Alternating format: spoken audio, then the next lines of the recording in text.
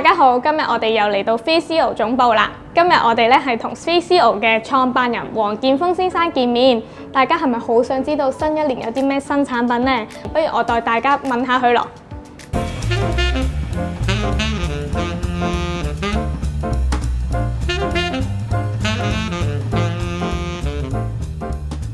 Hello， 峰哥你好。喂，你好，嗱，隨便問啦，有咩想問嚇？我想問下咧，2020嘅疫情影響全球啦，咁對 3CL 會有咩影響呢？就最初嗰陣時候，我哋都擔心過嘅，就話擔心呢個疫情咧係對業務方面啦，對生產方面會有影響嘅。咁但係就係話咧喺最初嗰段時間咧，就曾經咧係對我哋嘅生產嘅影響比較大啲，因為咧就啲工廠停工啊咁樣。咁但係恢復得幾快嘅，去到4月嘅時候咧，就慢慢個生產恢復翻正常，所以整體對我哋嘅影響就唔係太大嘅。喺業務方面咧，就更加睇唔到有咩大嘅影響。我哋上年2020年嘅增長咧都相當唔錯嘅嚇，咁所以整體嚟講比想象中係即係係因為啲人悶啊，想買玩具。可能係啊，尤其是喺網上邊啊，即係我哋有好多客人咧，佢都喺網上邊買啊咁樣，咁反而喺嗰方面係有個增長嘅，係嚇。咁 3CL 喺2020年成功出咗好多嘅產品啦，例如機動警察啦、同新世紀福音戰士，仲有巴魯坦星人等等。可以透露一下嚟緊新產品嘅動向係咩啊？嚟緊我個人幾期待係同阿朱古龍之合作嗰隻伊朗嘅嚇，嗰隻傳說巨神嘅，因為咧其實我識得阿朱哥好耐㗎啦。咁大家一直都有傾下話，大家睇下有冇機會咧就做一啲合作嘅項目啦咁樣。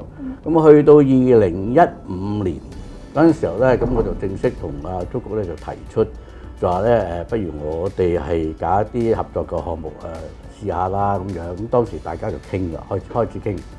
咁嗰陣時就係啦，咁啊因為 3CL 就比較係即係有信心做一啲機甲類嘅嘢啦，咁我就同阿朱局提出就或者做一個項目咧，係關於一啲機甲造型嘅項目嘅咁樣。咁係啦，冇錯啦，即係啲機械人嗰啲咯嚇。咁啊，竹谷當時咧都係佢係有興趣嘅。咁但係佢都曾經表示過就話咧，佢之前係從來未做過機甲嗰啲設定咁樣嘅。咁因為佢一直嗰個風格咧，都係一啲人物啊，同埋係一啲生化類型嘅設計咯。佢都好，即係覺得好有挑戰性嘅，咁所以我哋就即係開始呢一個合作咯。咁最初我哋傾偈嘅時候，好啦，用一個咩角色去作為呢個項目咧咁樣，咁啊，竹谷佢就提出就話咧，即係佢本身咧對一啲遠古嘅文化好有興趣嘅，咁佢就揀咗就Sunrise 旗下有一隻傳說巨神。係啊，因為傳說巨神佢嗰個原本嘅故事咧係同遠古文化咧係有關聯嘅，係有即係從嗰度開始嘅。咁而且 Sunrise 啊，即係佢呢個 license 咧，我哋之前都應該合作過嘅。咁就係啦，咁啊提出呢個項目，咁亦都得到license 嘅支持。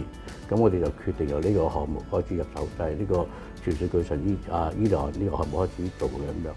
咁啊係啦，咁啊竹谷就開始搞個設定啦。咁最初嗰個設定嘅時候咧，阿竹谷都有啲係謹慎嘅，因為佢做機人嘅設定咧係第一次啦。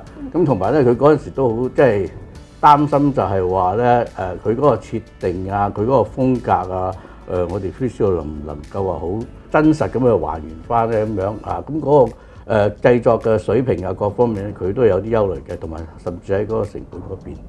咁我曾經同佢表示過，就話咧叫佢唔使擔心呢方面。嗱，如果譬如話製作嗰方面有困難咧，我哋就會盡我哋嘅能力同佢解決嘅。一定咧就係會做到咧係好忠實咁可以呈現到佢嗰個理念嘅。咁至於話成本方面咧，我叫佢唔使擔心，我就希望即係呢個項目咧，我就不計成本嘅，希望做到最好嘅。咁啊嗰陣時佢就開始放心啦，放心就去真係將佢原定想諗嘅嘢嘅設定咧就放晒落呢個造型公司。咁啊經過好多次嘅修改，咁係啦，真係越改越多嘢，越改越複雜咁樣。去到最後嘅時候咧，大家都滿意，交俾 license 批，亦都係批啦咁樣。咁呢度就已經有幾年嘅時間嘅。咁但係出到嚟嘅效果咧，在我個人嚟講咧，我係覺得好驚豔嘅。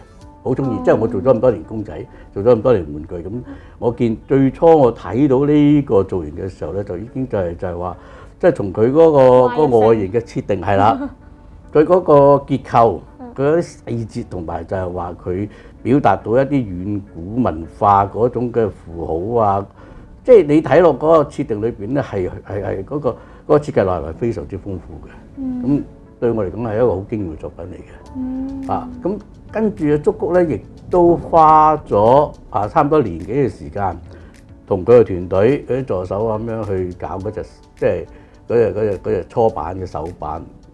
去到咧就我哋由15年開始傾，咁跟住開始製作，去到2000年初，咁嗰隻手板先至完成。咁都經過咗幾年嘅時間。咁我就喺2000年初喺疫情未爆發之前咧，就曾經親自過去日本，就接收呢隻原型嘅。咁當時我親身見到嘅時候咧，真係好開心。咁當我接收翻嚟之後咧，好啦，咁嗰個責任咧就變咗放咗我哋 FreeShow 團隊喺度啦。咁因為咧，我哋就要將呢個原型咧，就即係做到佢嗰個可動性啊，同埋點樣將佢係高度還原翻佢嗰個所有設定嘅細節啊咩，咁我哋都花咗好多時間喺裏面嘅。咁所以咧，我對呢隻產品咧係非常之期待嘅。因為我即係而家到出到嚟呈現出嚟俾大家睇到嗰個效果咧，其實我覺得係一個藝術品級別嘅一個可動嘅手板嚟嘅。咁所以我就好希望咧，就即係稍後嘅時間到佢放產生產嘅時候咧，就真係揸上手玩咁樣咯。所以我對呢個項目非常之期待。好多心機啊！係啊，好多係啊，同埋時間都相即係算係一個我係經歷過最長時間嘅一個項目嚟嘅。設計有幾年，做手板有年幾，咁我哋開發又差唔多成年咁樣咯。咦，咁嚟緊旗下嘅產品線會有啲咩新嘅重點產品咧？咁我哋之前就已經有 DLX 呢條產品線啦。咁上年我哋又推出咗係Roboto 嗰啲嘅產品。咁 Roboto 我哋就已經係推出咗係 Pet Labor 同埋 EVA 兩條產品線嘅。咁呢兩條產品線咧，我哋繼續係會有其他嘅新嘅角色嘅加入嘅。咁至於 DLX 咁，除咗原有嘅 Transformer 啦，咁我哋會繼續做落去嘅。咁跟住我哋亦都會加上個 Marvel 嗰啲角色嘅造型啊咁樣。咁所以出年嗰個產品嗰個產品線嘅會應該係比往年係更加豐富㗎。咁越嚟越大㗎。希望大家中意咯，啲產品係啦。咦，前排我喺對灣個展覽見到 Iron Man Mark 43嘅手辦啦，覺得佢做得好精細喎。想問下點解咧？佢一直推出Transformer 嘅 DLX 系列，會突然加入 Mark 43，嚟緊係咪有啲咩大計咧？其實我哋一直都希望為 DLX 呢條產品線咧係增加更多唔同嘅角色啊嘅造型啊咁樣嘅。咁至於話 Marvel 嘅加入咧，就係咧即係佢 Marvel 嗰個故事觀裏邊咧，佢有好多都好受歡迎嘅角色嘅。咁所以我哋就係由呢個Iron Man 開始啦。咁稍後我相信咧，除咗呢啲機甲章啊，稍後我哋相信咧都會有其他唔同人物嘅角色加入嘅。咁就希望就話 DLX 呢條產品線咧係即係大家更加中意咯嚇。主要係咪機甲人物為主啊？